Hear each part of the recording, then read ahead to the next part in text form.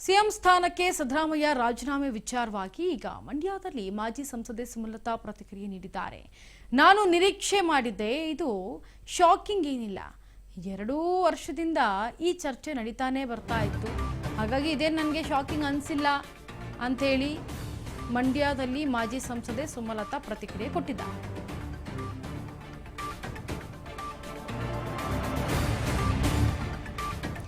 ನಾನು ನಿರೀಕ್ಷೆ ಮಾಡಿದ್ದೆ, ಇದು ಶಾಕಿಂಗ್ ಏನಿಲ್ಲ. 2 ವರ್ಷದಿಂದಲೂ ಕೂಡ ಈ ಚರ್ಚೆ ನಡೀತಾನೆ ಬರ್ತಾ ಇತ್ತು.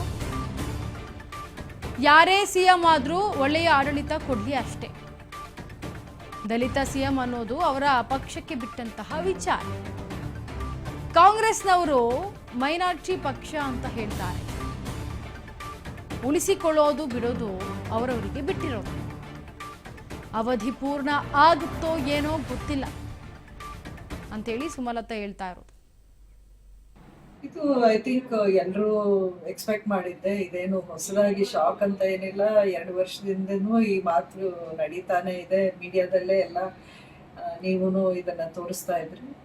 ಖಂಡಿತ ಯಾರಿಗೂ ಏನು ಇದು ಶಾಕಿಂಗ್ ನ್ಯೂಸ್ ಅಂತೂ ಅಲ್ಲ.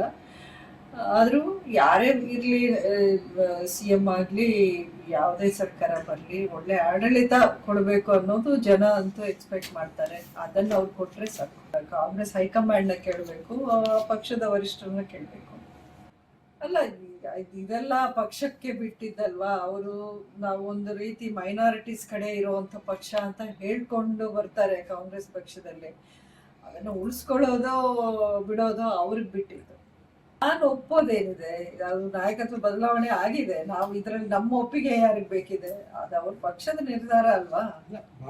ಇದೇನು ಫಸ್ಟ್ ಟೈಮ್ ಅಲ್ವಲ್ಲ ಈ ರೀತಿ ನಾಯಕತ್ವ ಬದಲಾವಣೆ. ಎಲ್ಲ ಪಕ್ಷಗಳು ಆಗತ್ತೆ, ಅದೇನು ತಪ್ಪು ಅಂತ ನಾನು ಹೇಳಲ್ಲ. ಆದ್ರೂ ಜನರಲ್ಲಿ ಇದನ್ನ ಯಾವ ರೀತಿ ಆಕ್ಸೆಪ್ಟ್ ಮಾಡ್ತಾರೆ, ಯಾರು ಆಕ್ಸೆಪ್ಟ್ ಮಾಡಲ್ಲ ಅನ್ನೋದು ಕಾದ್ ನೋಡ್ಬೇಕು.